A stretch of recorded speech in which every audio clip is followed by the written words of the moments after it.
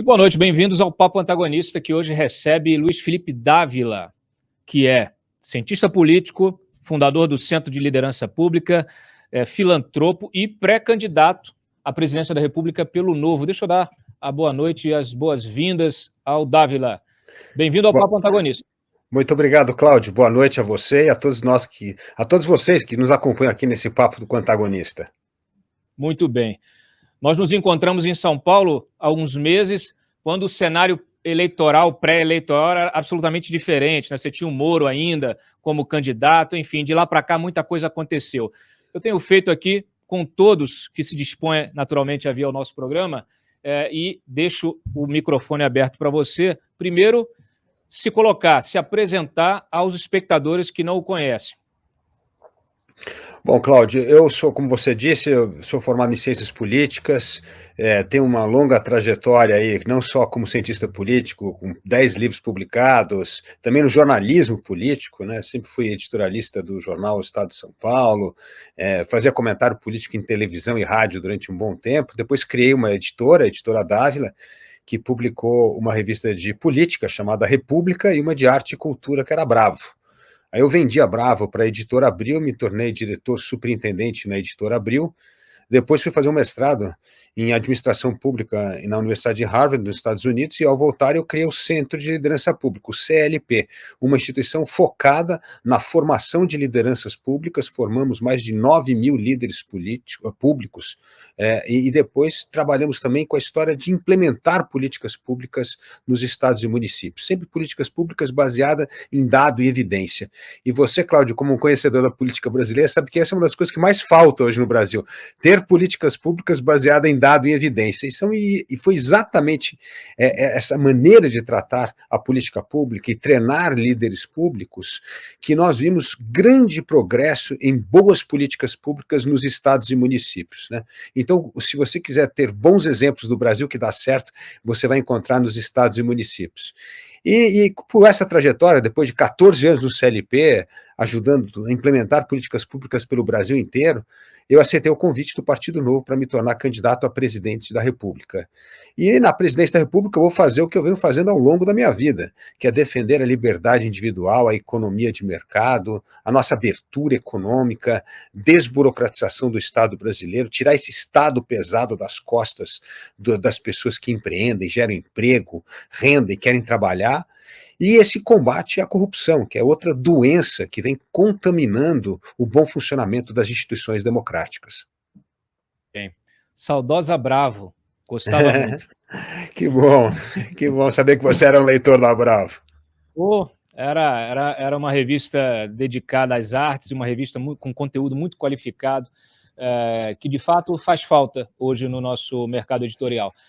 Dávila, uma das questões assim que ela está presente em todo esse debate, para além da polarização, é justamente como romper a polarização. Então já perguntei para o Ciro, perguntei para a Simone, estou perguntando para você, que tipo de estratégia, que caminho você ainda enxerga?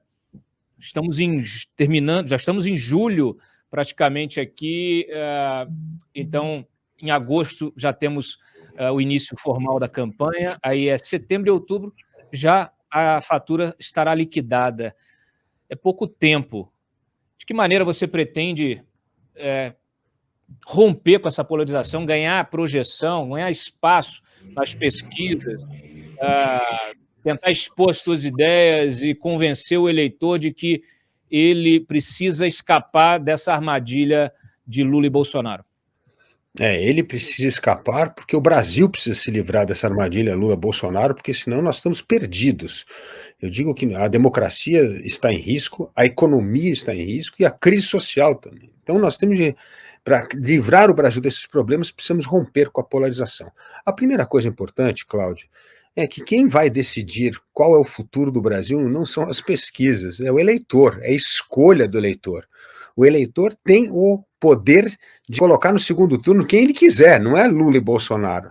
Então esse é o primeiro ponto, assim, nós temos de ter o voto consciente. O Brasil está nessa situação dramática, Cláudio, porque o brasileiro vem fazendo esse voto do mal menor há muito tempo. E aí nós temos 20 anos de estagnação econômica, recorde de queda de renda, de aumento da miséria no Brasil, volta da inflação, desemprego alto. O que é isso? Isso é fruto dessa escolha do mal menor. Se nós entramos numa eleição com esse cinismo, só dá Lula e Bolsonaro, qual que é o mal menor, nós vamos continuar produzindo um Brasil terrível. Então, assim, o nosso Brasil de hoje é fruto das nossas escolhas. E nós temos o poder de mudar este Brasil escolhendo melhor os nossos candidatos, entendendo as propostas, a história de cada candidato e escolher o melhor. E daí, Cláudio, eu digo que, na verdade, a nossa candidatura é a única que é realmente diferente das demais. Porque eu digo que as outras candidaturas da terceira via que estão postas é variação sobre o mesmo tema. Não vão privatizar a Petrobras, não, nós vamos melhorar aqui o nacional desenvolvimentismo. Isso aí não vai a lugar algum. Isso vai manter o Brasil sendo uma das economias mais fechadas do mundo, vai aumentar a nossa incapacidade de competir no comércio internacional. Portanto, vamos continuar patinando no baixo crescimento, como nós já estamos, Cláudio, há 40 anos. 40, não é 1, 2, é 40 anos o Brasil cresce menos de 2% ao ano. Então, assim, é uma escolha dramática que nós temos de fazer. Ou nós temos coragem de apostar na melhor escolha para tirar o Brasil desta cilada do baixo crescimento econômico, ou o Brasil está perdido. E não há outra alternativa senão a do Partido Novo, porque nós estamos aqui dizendo que nós vamos privatizar todas as estatais, Caixa Econômica, Banco do Brasil, Petrobras, porque nós queremos aumentar a concorrência, precisamos aumentar a concorrência. Quanto mais concorrência e competição, mais preço cai. E você sabe disso melhor do que ninguém. Você lembra quando a gente privatizou a telefonia, que tinha a Petrobras do telefone, que era a Telebrás? Telefone era produto de luxo que você declarava no imposto de renda junto com terreno, carro, etc. O que aconteceu? Privatizou, abriu, aumentou a concorrência, hoje todo mundo tem acesso a telefone. E nós temos de fazer isso em todas as áreas. Nós somos a única candidatura que prega a abertura unilateral da economia. Ou o Brasil volta a competir no comércio internacional, ou não vai ficar rico, ou não vai crescer e não vai prosperar. E se não crescer a economia e prosperar, não tem como resolver a questão social do Brasil. Portanto, são pautas que nós temos de dar muita atenção para tirar o Brasil dessa camisa de força do baixo crescimento. E a terceira pauta que eu sempre defendo muito aqui é a questão do meio ambiente. O meio ambiente é um enorme potencial. O Brasil pode ser a superpotência dessa economia de baixo carbono. Isso vai atrair investimento, vai gerar o tal do emprego verde, que eu chamo. Emprego verde não só em serviços ambientais, como energia renovável, a bioeconomia, a silvicultura. Nós temos um enorme campo de investimento. E como você sabe, hoje 50 trilhões de dólares de investimento privado está carimbado com essas letrinhas do ASG. Ou o país se enquadra em respeitar uma política ambiental, social e de governança, ou não vai ter dinheiro para investir. Então, como romper essa polarização? Primeiro é isso, chamar para o voto consciente. Falar, gente, quem vai mudar o Brasil é a escolha de cada um de nós nas urnas. Para de achar que não vamos transformar o primeiro turno no segundo turno. O segundo turno é outra história. Tem escolhas, tem candidatos. Portanto, estude melhor as propostas, estude melhor a história desses candidatos e faça o voto consciente. O segundo ponto que me chama muito a atenção, eu venho andando, Cláudio, pelo Brasil inteiro conversando com as pessoas. Eu digo para você, as pessoas não estão preocupadas com a eleição. As pessoas estão preocupadas em pagar boleto. Aliás, que boleto eu vou pagar no fim do mês, porque eu não vou conseguir pagar todos. As pessoas estão preocupadas com o preço no supermercado, da carne, do feijão, estão preocupadas com o preço do botijão de gás, da gasolina. Então, assim, eleição não está no radar das pessoas. A maioria das pessoas está lutando pela sobrevivência do dia a dia. Então, eu vejo que é um enorme potencial, quando a eleição entrar no radar dessas pessoas, que nós estamos preparados para apresentar as nossas propostas. A segunda coisa, a gente esquece de olhar a pesquisa só quem está na frente, né? A gente costuma ver quem está na frente, Lula e Bolsonaro, mas esquece de ver o tamanho da rejeição dos dois. Os dois têm uma rejeição gigantesca, quase metade do eleitorado está dizendo, não voto nesses caras de jeito nenhum. Então, assim, o que nós temos de fazer? Apresentar essas propostas, chamar o eleitor para a consciência que é o voto dele que vai mudar e é o voto dele que vai determinar o futuro que nós queremos no Brasil. Se nós queremos construir um Brasil melhor para os nossos filhos e netos, e nós escolhemos Lula ou Bolsonaro, nós vamos deixar, na verdade, uma bomba nas mãos dos nossos filhos que vai implodir no colo deles. É isso que vai acontecer. Então, eu ainda acho que tem espaço para crescer. E vejo que nessa reta de início de campanha, é muito importante nós conseguirmos explicar essas propostas para as pessoas. E daí eu já te agradeço esse convite aqui do antagonista, porque a gente tem muito pouco espaço para explicar as propostas. Como fica nessa profecia autorrealizável, todo mundo só falando em Lula e Bolsonaro, parece que não tem outra escolha. Outro dia eu estava dando entrevista numa rádio do Piauí, e o cara falava isso, falou assim, nossa, eu estou escutando que tem um outro pré-candidato à presidência, eu nem sabia que tinha outro, eu pensei que só tinha Lula e Bolsonaro. Então é isso, nós precisamos trabalhar, nós precisamos despertar o eleitor, que é ele que vai decidir o futuro do Brasil. Eu, inclusive, ouvi até de um colega recente, num debate na TV, dizendo que é um absurdo a mídia dar espaço para candidatos que só tem 1%, 2%. Eu acho o contrário, eu acho que a obrigação da imprensa, de uma maneira geral, da mídia de uma maneira geral, é dar esse espaço, justamente para que as pessoas entendam que existe vida fora dessa polarização de Bolsonaro-Lula, né? Só que tem uma questão, você tem um discurso liberal, é um discurso ao qual eu me identifico, e dentro de todo o debate do liberalismo, a gente percebe claramente um distanciamento em relação a quem está na ponta, ao eleitor. Então, assim, quando você fala, vou privatizar tudo, beleza. Só que o sujeito lá mais humilde, ele ainda tem aquela cultura do patrimonialismo, aquela cultura do Estado paizão, né? Tanto é que o Lula, né? Desde lá do Vargas, é sempre o pai, o padrasto normalmente, mas sempre essa figura paterna, paternalista. Então, existe o Brasil vive essa dualidade, né? Porque ele é feito de pessoas que têm um perfil empreendedor, pessoas criativas, pessoas que se colocam na vanguarda de muitos movimentos aí econômicos, da economia disruptiva. Nós temos exemplos, vários exemplos, e temos condição de fato, prosperar. Ao mesmo tempo, o mesmo brasileiro que se encontra em outra condição social, etc., ou com um nível de esclarecimento menor, ele ainda mantém esse... É quase um vício, né? De que, olha, não, o Estado tem que dar uma ajuda. Então, o sujeito é o mesmo ambulante, que é um empreendedor, que vai para o sinal vender pipoca, ele também espera a ajuda do Estado.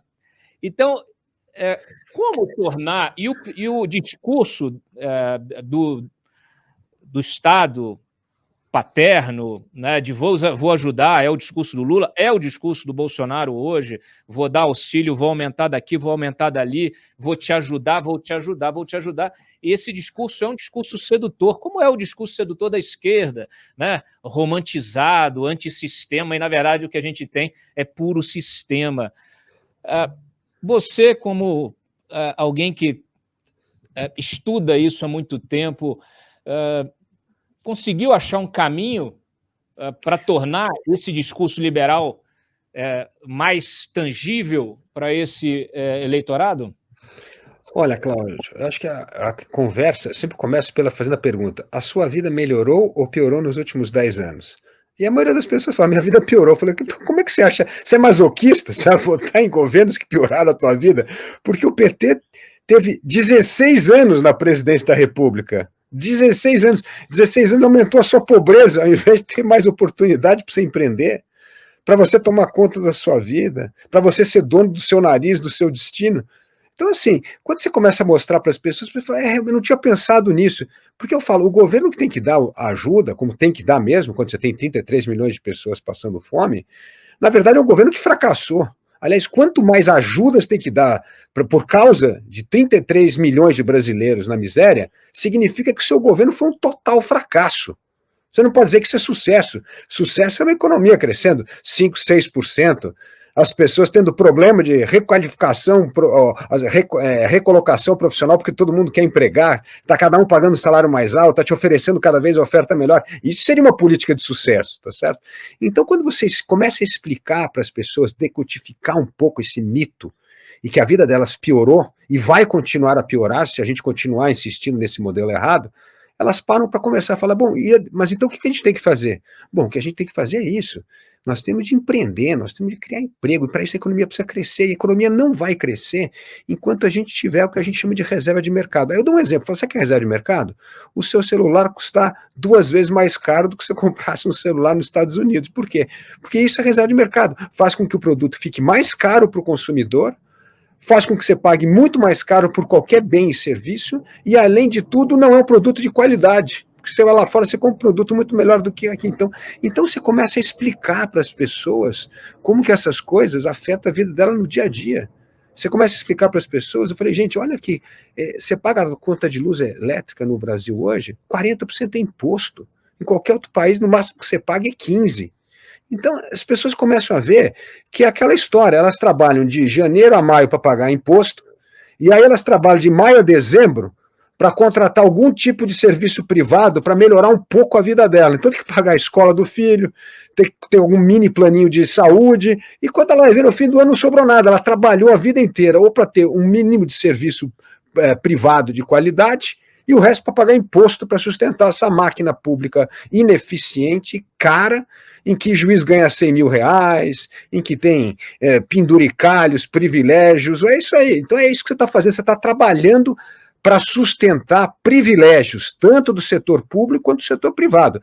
Porque, Cláudio, você e eu conhecemos vários falsos liberais, aqueles que falam, acredita em economia de mercado, é isso que o Brasil precisa, aí pega o avião e vai para Brasília, olha, mas dá para defender aqui um subsídio para o meu setor, uma proteção aqui, não podemos deixar, os chineses entrarem aqui, arruinar a nossa empresa nacional. Então, assim, esse é o Brasil. Mas o que é legal, Cláudio, que eu venho percebendo, é que tem uma mudança geracional importante. O que eu chamo da meninada de 20 anos, 30 anos, eles não querem saber de Estado mesmo, eles querem saber de empreender, criar o seu próprio negócio. Eu fui recentemente aqui em São Paulo, teve um encontro importante, a CUFA, a Central Única das Favelas, realizou uma Expo Favela, 800 expositores e empreendedores em favelas pelo Brasil inteiro. A economia movimenta 17 bilhões de reais. E uma pesquisa feita pelo Instituto Locomotiva mostra que 70% dessas pessoas querem empreender, ou já empreendem, ou querem empreender, ou já empreenderam. Ou seja, é uma outra geração, uma outra cabeça. Essa turma não quer saber de auxílio de governo, assistencialismo estatal. O que eles querem é oportunidade. E eu conversava com os jovens, eu falei assim, mas qual é a coisa que você mais quer aí na sua comunidade? Ele falou, sabe o que eu quero? Um programa técnico para eu aprender a ser programador, porque é isso que está dando dinheiro, eu quero trabalhar com game. Então é outra cabeça. Ainda tem esse assistencialismo atrasado aí, mas é uma coisa assim, de gueto geracional e de gente mais velha. Então tem uma geração mais nova que eles estão com o nosso DNA aqui, e não importa a classe social. Então eu vejo com muita esperança esta nova geração que quer esse Brasil mais aberto para a economia global, que quer um Brasil mais liberal, que quer produzir, criar os seus negócios. Eu sei que você acabou de falar, a pessoa que vende bala no trânsito é um empreendedor como qualquer outro. A que tem o pequeno salão de beleza na favela é uma empreendedora como qualquer outro. Então nós temos de valorizar esse pequeno, médio comerciante, empresário, porque esses são, na verdade, os agentes transformadores do Brasil. Então, assim, eu aposto muito nessa mudança geracional. Você citou essa coisa de incentivar os pequenos e médios, e o Lula, que enriqueceu os grandes, né? Fez lá os gigantes nacionais, agora está adotando esse teu discurso. Já se apropriou do discurso liberal, né? É um falso liberal, para tentar convencer, porque já identificou nas pesquisas internas, nas pesquisas nos trackings, nas pesquisas de opinião, esse movimento que você falou. Agora, também a gente percebe, através dessas pesquisas, que o Lula tem muita presença nesse eleitorado jovem, né? Não é um contrassenso, não continua sendo um contrassenso isso? Olha, eu vou dizer uma coisa que é triste no Brasil. Essas pessoas ainda veem no Lula esperança. Mas esperança do quê? É isso que a gente tem que estar explicando. Lula é a esperança da desesperança. Esse cara arruinou o Brasil.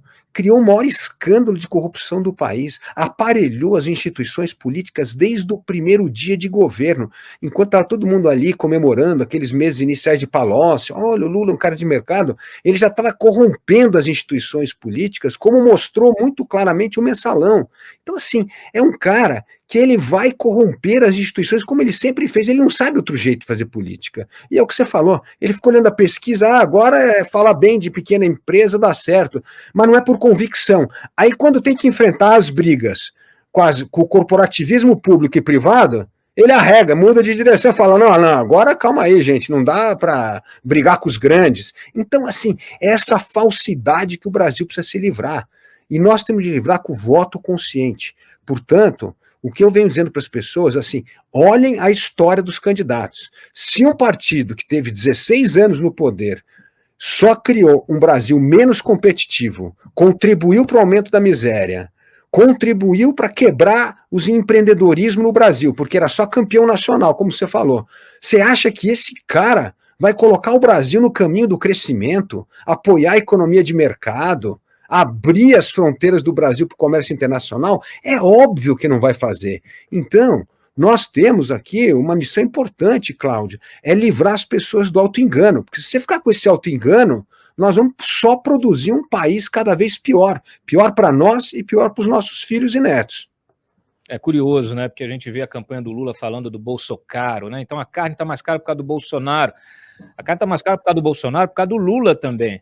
É isso. Você cria dois gigantes de proteína animal que dominam o mercado e que, inclusive, por muito tempo foram financiados com recursos do BNDES, que é muito fácil, né? Você é amigo ali de quem está ocupando o poder, tem acesso privilegiado, basta pegar o telefone, ligar para o presidente do BNDES e obter uma linha de 1 bilhãozinho aqui, 1,5 bilhão, 2 bilhões. O próprio Joesley Batista, na delação dele, disse que foi lá, comprou o Bertin a pedido do governo para salvar o frigorífico Bertin, no momento que ele estava comprando a Purins lá nos Estados Unidos com dinheiro do BNDES. Então liberaram mais grana. Ele falou, olha, então vocês me deem mais dinheiro. Aí deram mais dinheiro para ele.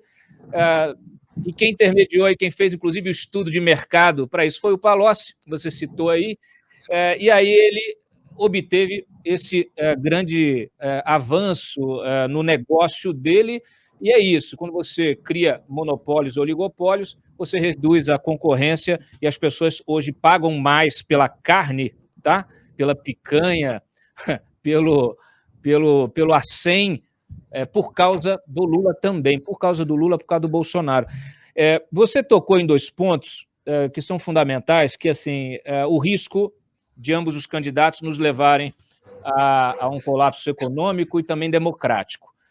Nós estamos discutindo, nesse momento, a PEC dos combustíveis, ou PEC Kamikaze, a PEC 16, que está lá tramitando no Congresso e que recebeu ali um texto final muito polêmico. Por quê? Porque ela faz com que seja decretado um novo estado de emergência, né, na canetada, em função dos preços altos do barril de petróleo, embora o barril não esteja nem no seu pico hoje, né, já esteve a 140, hoje está em 120, está alto, está caro, mas uma situação de emergência é algo muito mais catastrófico. E aí eles estão usando isso, esse subterfúgio, para poder ampliar os gastos, as benesses durante uma campanha em ano eleitoral, o que é proibido pela legislação. Ou seja, se algo é ilegal, vamos mudar a lei para tornar legal. Essa é a síntese.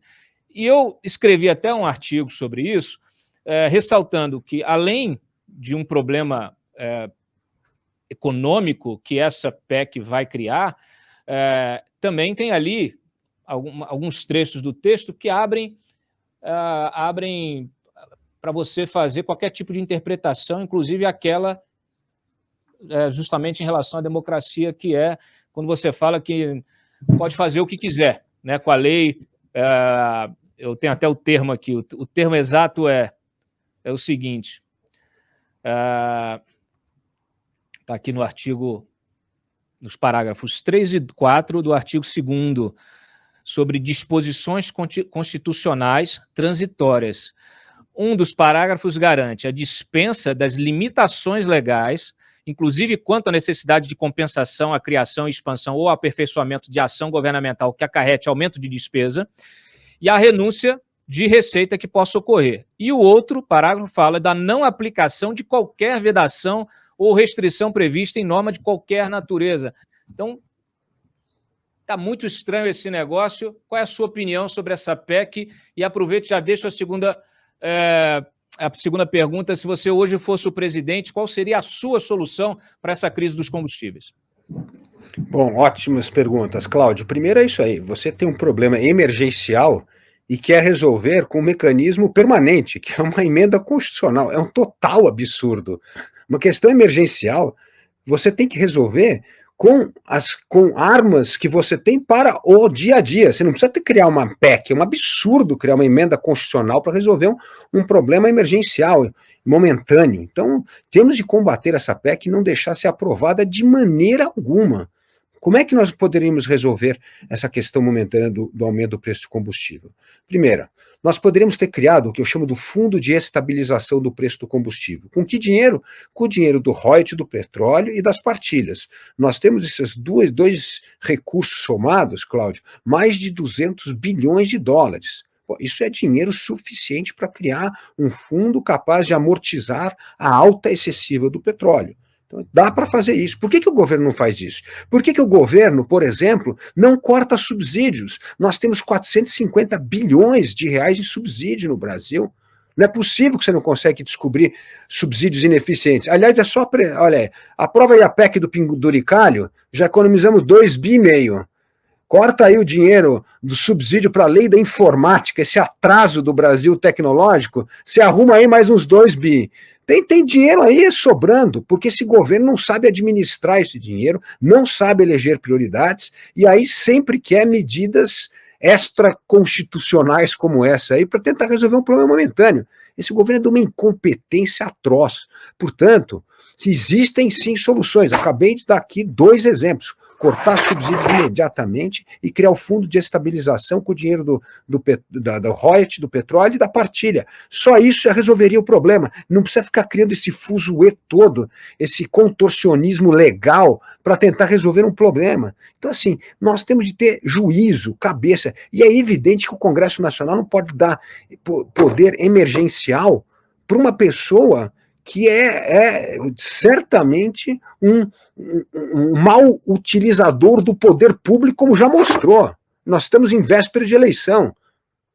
Então, assim, nós temos de lutar, o Congresso tem que vetar isso, nós temos de entrar com medidas de inconstitucionalidade no Supremo, não pode deixar aprovar medidas emergenciais para resolver um problema momentâneo, principalmente que cria uma emenda constitucional. Muito bem. Qual seria a solução hoje concreta em relação a preço de combustível? A gente viu em outros países, até de governos muito mais liberais, esses governos tomando medidas emergenciais de retirada de imposto, né, sobre combustível, entendendo que aquilo é uma situação emergencial. A gente aqui teve todo esse esforço para retirar o ICMS, ainda com muita resistência em relação aos governadores e tal. Aí em São Paulo o Rodrigo Garcia topou fazer, mas enfim, essa é uma discussão que aí já levou a interferência na polícia, na Petrobras, troca de presidente a 4ª vez, a ameaça de mudança da política de preços. Essa política de preços de paridade internacional, de fato, ela foi útil para resgatar a Petrobras daquele prejuízo recorde, né, planetário da gestão do PT, é bom que se lembre, né? Então você precisou fazer uma política de desinvestimento da companhia, precisou adotar a paridade internacional, porque senão você ia quebrar, você ia à falência. Só que a Petrobras chega nesse 2022 em uma situação saneada, numa situação de uma dívida administrável, uma situação de contas, né, com bastante lucro para os acionistas, etc. e tal. Não é o caso de modificar isso, ou criando uma paridade internacional também para o petróleo que é exportado, ou criando algum tipo de imposto de exportação que incentive o refino no Brasil. Nós temos refinarias, temos capacidade para refinar boa parte do petróleo, dos combustíveis que usamos aqui, mas a gente percebe também nas refinarias, às vezes, o uso, a subutilização, né? Refinaria operando com 40%, com 60% de atividade, podendo... e aí, é claro, porque aí, em função dessa questão da paridade internacional, é muito mais lucrativo ela importar, muitas vezes, esse combustível e fazer a venda aqui.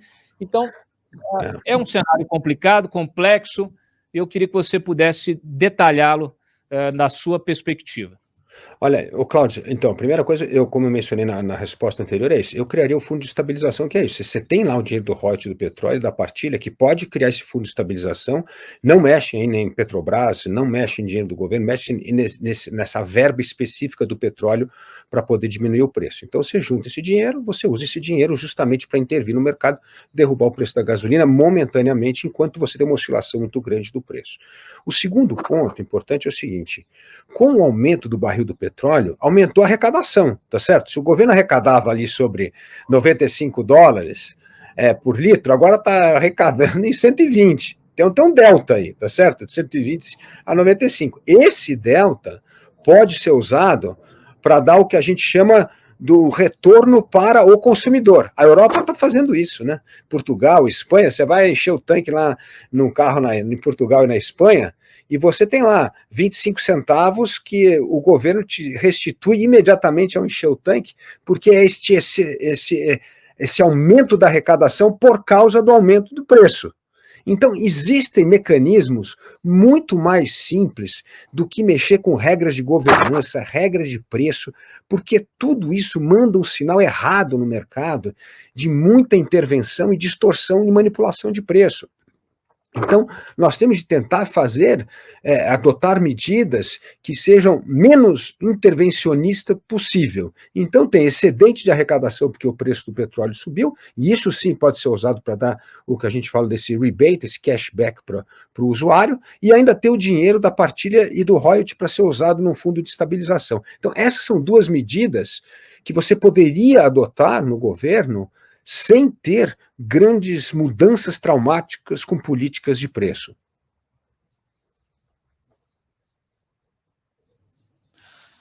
Muito bem.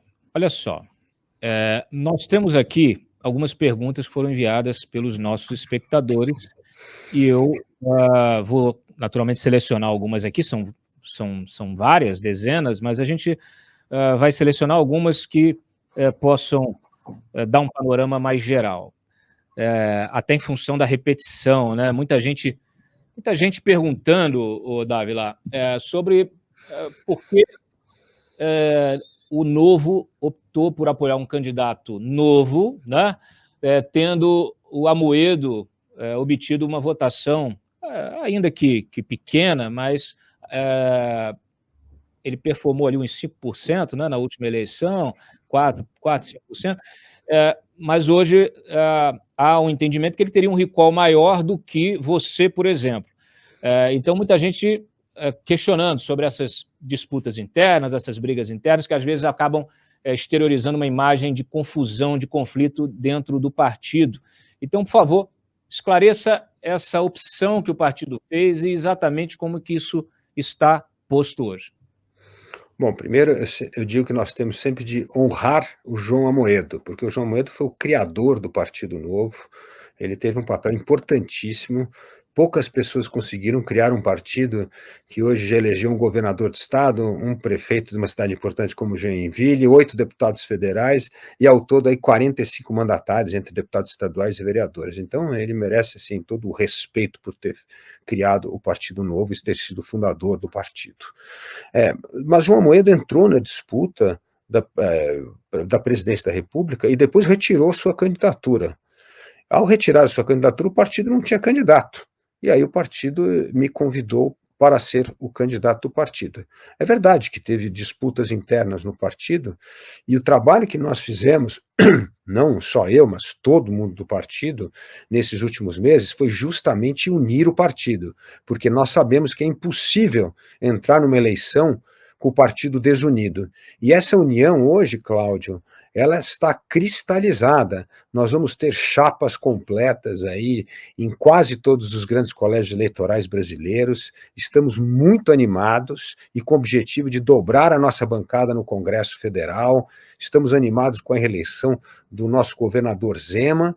Estamos muito animados com o nosso aumento de bancada nas assembleias legislativas e, quem sabe, eleger mais 1 ou 2 governadores aí nessa eleição. Então, assim, o partido, aliás, é o único partido que vai entrar unido. Se você olhar os outros partidos, eles é que estão divididos e briga interna nos partidos. Você pode escolher qualquer um que está tudo dividido ou brigado. Por isso que não tiveram candidato a presidente da República. E nós, hoje, estamos num partido absolutamente unido, pacificado e preparado para atingir esses objetivos bem ambiciosos de dobrar a nossa bancada, reeleger o nosso governador e talvez eleger mais um ou outro governador pelo Estado. Então, assim, estamos muito animados com a eleição de 2022.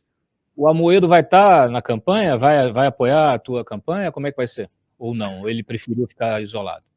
Olha, o Amoedo, por enquanto, está neutro e eu respeito. Ele quer continuar neutro por um tempo aí e tal, mas eu tenho certeza que o Amoedo vai votar na gente, eu tenho certeza que o Amoedo não vai votar nem Lula nem Bolsonaro. Então, assim, mas se ele vai se empenhar ou não na campanha, essa é uma escolha dele, de fórum íntimo dele. Eu espero que sim, eu espero que em algum momento ele entre na campanha, porque, afinal de contas, isso seria um apoio importante e uma mensagem importante para outras pessoas. Você já tem vice? Estamos na reta final de escolher o vice, sim, já vamos anunciar, provavelmente... Vou dar um break, tipo o nome aqui. É uma pessoa muito importante de Minas Gerais. E aí você já pode fazer a conjuntura. Não, eu trabalho com fatos, então assim, você está falando para a gente. Eu sei que não está fechado, tudo bem, mas você gostaria que fosse? Eu gostaria que fosse, não, vai ser. Então é mais fácil. O nosso vice vai ser o nosso deputado federal por Minas Gerais, Thiago Mitrô. Pronto, aí temos notícia fresquinha aqui no Papo Antagonista, é para isso que serve o programa. Dávila, temos uma opção de perguntas aqui sobre judiciário. A gente tem vivido um debate sobre ativismo do judiciário, sobre confusão entre os poderes, sobre critério de escolha de ministros do Supremo, inclusive até essa semana o Paulo Martins, deputado, que é candidato ao Senado lá no Paraná, apresentou um projeto para tentar modificar, inclusive estabelecendo idade mínima, ampliando, subindo a régua da idade mínima para 50 anos, limitando a um mandato, né, de 9 anos do ministro, restringindo o poder de decisões monocráticas. Enfim, o Supremo veio para o debate e talvez agora esteja sentindo a reação, né, de se miscuir também em outros poderes, em atribuições e prerrogativas do Legislativo e do Executivo, que agora também querem ter a oportunidade de arrumar a casa. Claro, dentro de um debate, cada lado tem o seu interesse. Eu quero saber a tua opinião. Como é a avaliação que você faz sobre esse ativismo judicial e se você tem alguma proposta para melhorar, para otimizar a qualidade da nossa Suprema Corte, tanto da composição dela como da sua atividade tão importante, que é guardar o estrito cumprimento da Constituição. É verdade, Cláudio. Aliás, neste Brasil polarizado, o que acontece é que a fronteira de respeito dos poderes não é mais respeitada. Então, um poder avança na competência do outro. E, na verdade, o Supremo se tornou o terceiro turno das eleições porque a política vem judicializando as suas derrotas. Você perde uma matéria, perde no voto no Congresso, vai ao Supremo, recorre como uma medida inconstitucional. Então, parte deste ativismo do Supremo é fruto, sim, da política, que não consegue limitar as suas decisões, as suas resoluções ao âmbito do Legislativo e tem esta mania de judicializar todas as derrotas.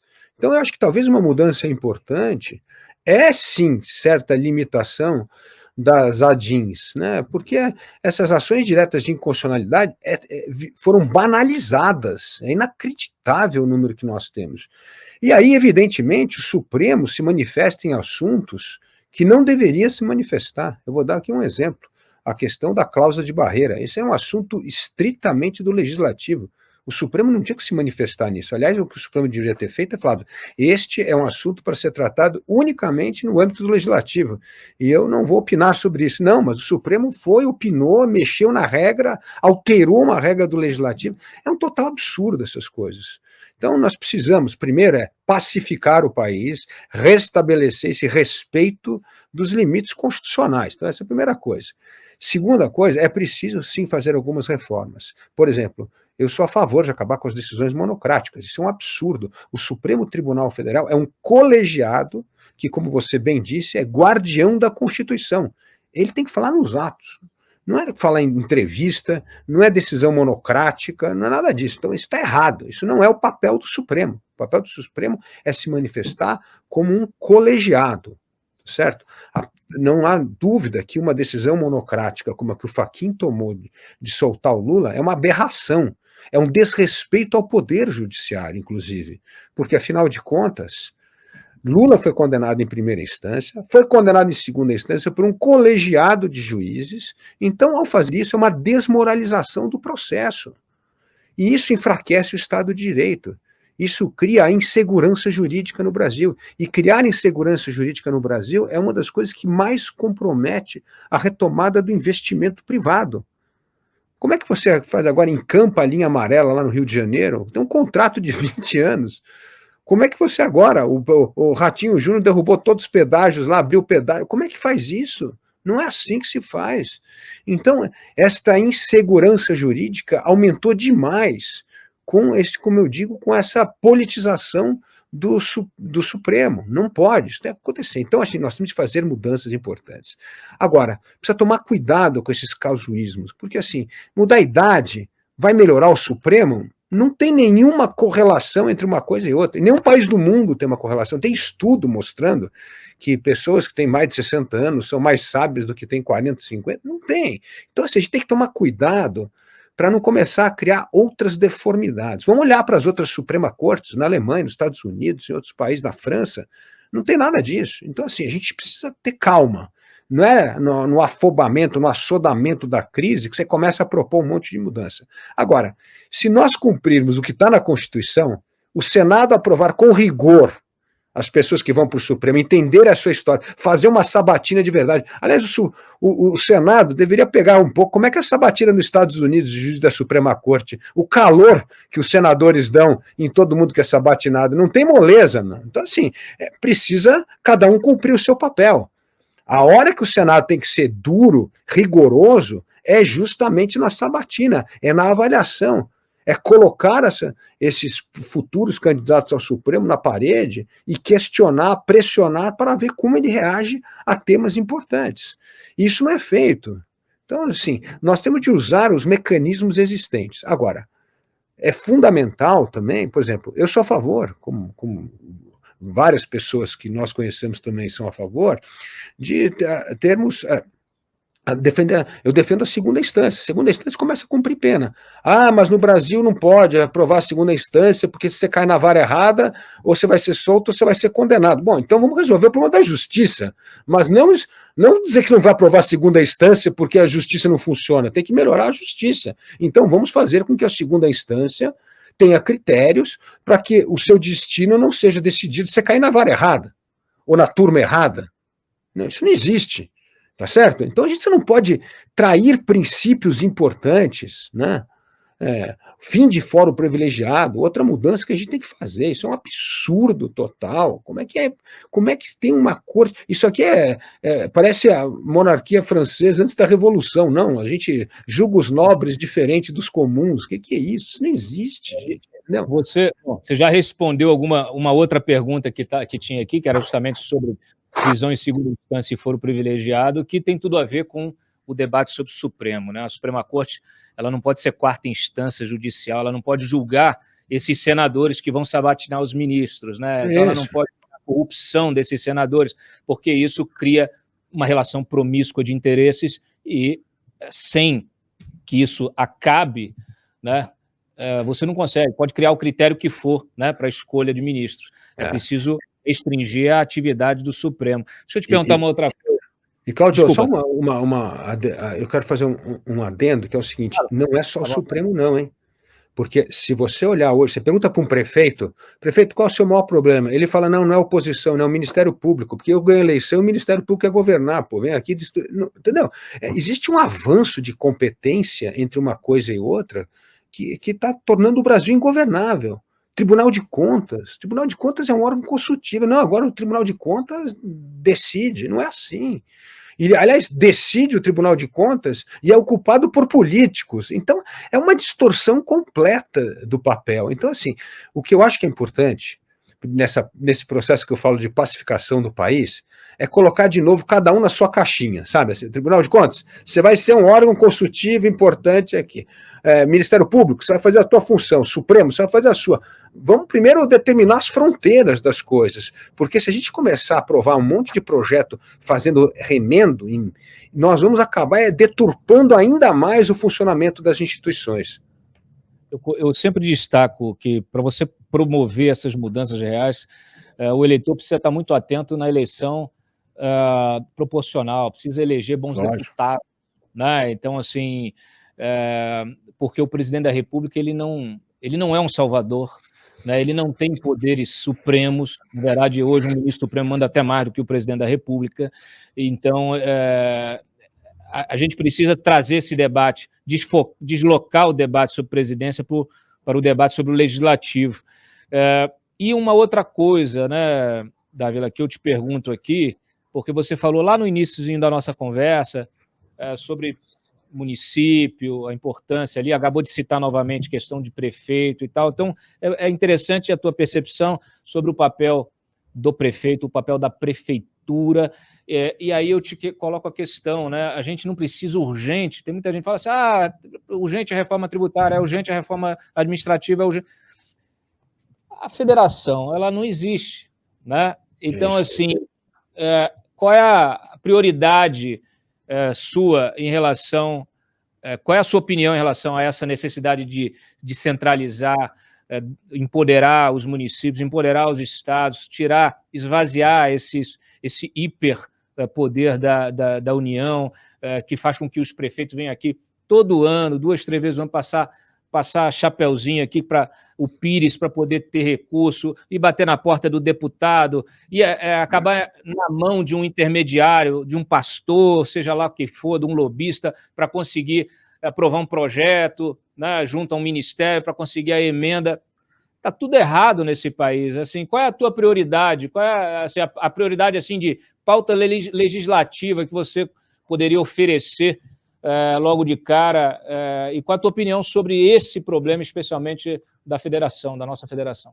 Com certeza, Cláudio. Aliás, eu escrevi um livro, Os 10 Mandamentos, até vou pegar aqui depois para mostrar para vocês. Lá, o segundo mandamento nós precisamos implementar o verdadeiro federalismo no Brasil, ou seja, descentralizar o poder, devolver poder para os estados e municípios. Porque, na verdade, quanto mais poder e autonomia o poder local tem, melhor para resolver os problemas locais de acordo com o contexto local. O Brasil deveria ter muito poucas leis federais, porque é difícil uma lei que valha para o Brasil inteiro. O Brasil tem muitas realidades diferentes. Então, essa história de devolver poder e recurso, não adianta só devolver poder sem recurso, poder e recurso para os municípios e para os estados, para eles tomarem decisões importantes em áreas como que já é hoje da alçada deles, mas eles evidentemente, como você falou, precisam fazer uma verdadeira romaria a Brasília para liberar emendas, porque se não libera emenda não tem dinheiro. Isso é um absurdo. Eu vou dar um exemplo. São Paulo aqui, cada R$10 que paga, um volta para cá. Santa Catarina, a cada R$8 que paga, 2 voltam. É um absurdo isso. Então, o dinheiro que acaba sendo arrecadado aqui não tem efeito local, ele acaba sendo redistribuído numa escala absurda. Então, mas este federalismo, para acontecer na prática, nós temos de fazer um projeto gradual para que as cidades foquem na sua vocação econômica local e aumente sua receita. Qual que é a ideia? diminuir o dinheiro do Fundo de Participação dos Municípios. Veja só que absurdo, Cláudio. Hoje, quase 90% dos municípios brasileiros têm como sua receita única o Fundo de Participação dos Municípios. Vive de mesada do governo federal. Isso é um absurdo. Se você quiser ser um município, é que nem se você quiser ser um ser independente. Você tem que ganhar o teu dinheiro, você tem que viver da sua receita. E município é a mesma coisa. Então nós temos de fazer um trabalho gradual para que os municípios tenham metas de aumentar sua arrecadação anualmente. E aqueles municípios que não atingirem esse aumento de arrecadação vão ter que fundir com outro município, até ter tamanho para poder ter a sua independência financeira. Então, nós temos que ter um problema, que eu falo, um programa de desmame desse único recurso, que é o Fundo de Participação dos Municípios. Nós tivemos uma profusão de criação de município que não tem nada a ver com crescimento econômico local, tinha a ver mesmo com criação de cargo político, mais privilégio para o poder público e que não tinha nenhuma razão de existir a não ser político-eleitoral. Então, nós precisamos, sim, implementar o verdadeiro federalismo, tirar poder de Brasília. Eu disse que vou ser o primeiro presidente que vou tirar poder do presidente para devolver poder para governador e prefeito. Muito bem. A gente, inclusive, correu o risco. Hoje temos mais de 5.500 municípios e chegamos a correr o risco, uns anos atrás, eu me lembro, queriam que a gente chegasse a 7.000 e tantos municípios. E o caminho tem que ser o inverso. Olha só, eu vou já encaminhando aqui para o encerramento. Tem algumas perguntas muito específicas sobre segurança pública, sobre sustentabilidade, e também uma pergunta que eu acho que ela atinge mais o coração do eleitor, que é o seguinte: você citou aí que está correndo o país inteiro, e aí um dos nossos espectadores pergunta assim, ó, se alguma vez já foi no interior do Amazonas, já foi no sertão nordestino, já subiu o Complexo do Alemão no Rio? Vou falar, olha, não fui no Complexo Alemão, mas fui a Rocinha, subi a Rocinha, aliás, vi um programa lá incrível de alfabetização das crianças, que me impressionou bastante. Fui, sim, ao sertão nordestino, aliás, Petrolina é um exemplo de um lugar no sertão nordestino que exporta fruta, que deveria servir de exemplo para outros estados e outras cidades do Brasil, de como é importante desenvolver uma vocação local com uma vocação exportadora, como é o caso de Petrolina.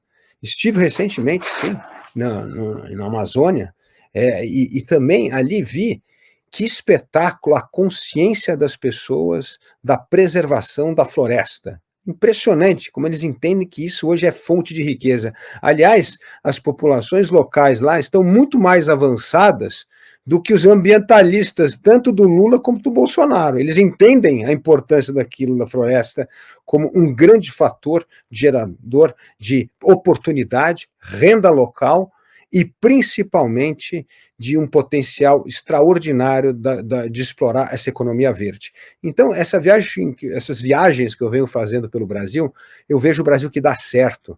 Você vê, por exemplo, em Pernambuco, um exemplo extraordinário do Compasso, um programa para a primeira infância impressionantemente bem feito nas comunidades mais pobres e violentas. Você vai ao Ceará, você vê um grande programa de alfabetização das crianças, que hoje já é copiado por 13 estados brasileiros, a história do ICMS educacional, transferir recursos do ICMS para a educação para os municípios que estão atingindo as metas de alfabetização.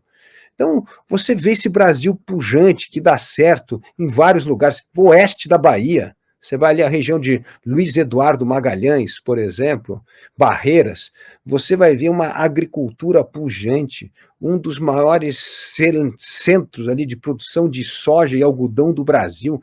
Então, é muito legal a campanha presidencial, Cláudio, porque te dá a oportunidade de ver o Brasil que dá certo. E é vendo esse Brasil que dá certo é que me motiva a estar nessa campanha presidencial para poder replicar esses exemplos. O Brasil precisa aprender mais com o Brasil que dá certo. A gente só fica olhando o que dá errado no Brasil, mas tem muita coisa dando certo. Você vai ao Porto Digital lá em Recife, grande polo de tecnologia, fazendo um trabalho extraordinário. Então, assim, tem muita coisa que dá certo no Brasil. Vamos olhar o Brasil que dá certo, vamos aprender com esse Brasil que dá certo, e para isso nós temos de livrar o Brasil das mãos desses populistas de direita e de esquerda que estão afundando esse país, estão arruinando a nossa capacidade empreendedora de gerar riqueza, prosperidade, fazer o Brasil voltar a crescer, aumentar a renda e emprego no país. Para encerrar, tem muito... A gente percebe no Novo, inclusive a pergunta também de alguns dos nossos espectadores, ali muitos integrantes tendentes ao bolsonarismo. Você acha isso natural dentro de um partido? Você vai chegar no segundo turno, se você não chegar no segundo turno, você vai fazer essa opção pelo Bolsonaro como uma opção natural, ou o seu voto é nulo? E a sua opinião sobre o voto nulo como voto de protesto? Bom, primeiro, a minha visão é que não haverá um segundo turno de Lula e Bolsonaro, porque na hora que o eleitor cair a ficha e ver que Lula e Bolsonaro é variação sobre o mesmo tema, são duas pessoas incapazes de fazer o Brasil voltar a crescer, a gerar renda, emprego, e que a vida vai continuar pior, olhando para os 10 anos anteriores, falar, minha vida piorou. Bom, se eu votar em Lula e Bolsonaro, minha vida vai continuar a piorar. Então eu não acho que isso vai acontecer. Mas o que eu digo é o seguinte, qualquer populista que esteja no poder, uma coisa é certa, vai piorar a economia, vai agravar a crise social e vai deteriorar a democracia brasileira. É certo isso. Isso aí é como 1 mais 1 é igual a 2. Não tem erro. Vai acontecer exatamente isso. Então, se a pessoa ficar no auto-engano, achar que algum populista pode tirar o Brasil dessa crise atual, ele está contribuindo para a ruína do país. Então, eu achei esse o ponto importante. Agora, quanto à votação do Partido Novo, eu queria dar uns números, porque eu gosto de número aqui, né? Quando você vê, o Partido Novo votou sim com o governo em várias medidas importantes, como foi o marco do saneamento básico, reforma da Previdência, novo marco das startups. Então teve um monte de matérias importantes que nós deveríamos votar, não importa o governo do dia, porque essas são matérias importantes para a modernização do Brasil. Agora, se você pensar essa história de alinhamento com o governo Bolsonaro, o Novo não está entre os partidos mais alinhados com o governo. Aliás, se você pegar lá MDB, Cidadania, Podemos, todos esses partidos têm um track record de votação, mas muito maior do que a do Partido Novo. Então isso não é verdade. Quando você olha os números das votações, o Partido Novo não é um desses bolsonaristas que vota sempre com o governo. Então nós votamos com o governo nessas matérias importantes e, aliás, fazemos oposição quando o governo vota essas matérias desastrosas, como emenda secreta, orçamento secreto, emenda de relator, tudo isso aí nós votamos contra. Então, assim, é importante separar uma coisa da outra. Se chamar de bolsonarista as pessoas que olham para nós porque votamos matérias importantes com o país, aí não, eu acho que é o rótulo errado, né? Então, eu vejo, assim, o Brasil, o Partido Novo hoje, muito preocupado com a polarização, e lutando bravamente para rompermos. É por isso que a minha candidatura presidencial, desde o momento em que foi anunciada, estamos firmes e fortes e vamos até o fim. Enquanto você bem mesmo mencionou, Cláudio, quantas outras candidaturas acabaram desistindo, pré-candidaturas acabaram desistindo da corrida, por várias razões. E não, nós no Partido Novo não, temos a convicção de que nós temos de apresentar uma alternativa crível, de esperança para o eleitor brasileiro, para tirar o país desta camisa de força da crise política, econômica e social que o populismo nos deixou. Então, por isso que nós acreditamos, nós estamos nessa corrida, porque nós acreditamos que nós vamos furar esse bloqueio, vamos estar no segundo turno e vamos sim oferecer uma alternativa, um programa forrado de medidas concretas para fazer o Brasil voltar a crescer, a gerar renda e emprego. Fora isso, é nulo. Não, fora isso é nulo, não tem a menor condição. Populistas, a gente não pode votar em populista, não tem a menor chance. E aí nós vamos ter que estar na trincheira da democracia, que é a imprensa livre, que é o Congresso Nacional, que são as assembleias legislativas, que são as organizações da sociedade civil, que são as empresas privadas. Nós vamos ter que estar ali na trincheira da democracia, porque o Brasil vai enfrentar, sim, o seu maior desafio desde a redemocratização em 1985, com qualquer populista que esteja no Palácio do Planalto. A pergunta mais difícil agora, se você for eleito, Você vai transitar entre o Palácio da Alvorada e o Planalto de bicicleta? Não sei se eu vou transitar, mas que eu vou pedalar toda manhã, eu vou, como eu continuo fazendo, porque é importante, tem que manter na forma física aqui, porque é isso que oxigena o cérebro. O pessoal não vai entender, porque quando eu te encontrei, você estava, inclusive, com a bicicleta parada do lado de fora do restaurante, botou o capacete, entrou na bike e foi fora. E com o Moro tirou uma foto comigo, lembra? O Moro estava comigo lá, a gente fez uma foto. E o Moro falou assim, ó, eu quero fazer uma foto com você ao lado da bicicleta, porque eu usava a bicicleta no tempo que eu... Então foi muito legal. Ficou arriscado para ele. Para ele é arriscado. A participação aqui no Papo Antagonista, o programa permanece aberto para futuros debates. Muito obrigado, Cláudio. É um grande prazer participar desse papo com você e com todos que nos acompanham aqui no Antagonista. E não esqueça, o nosso país é fruto das nossas escolhas. E você tem o poder de quebrar a polarização com o seu voto. O seu voto é que vai refletir a sua escolha do Brasil que queremos. Um grande abraço. Grande abraço.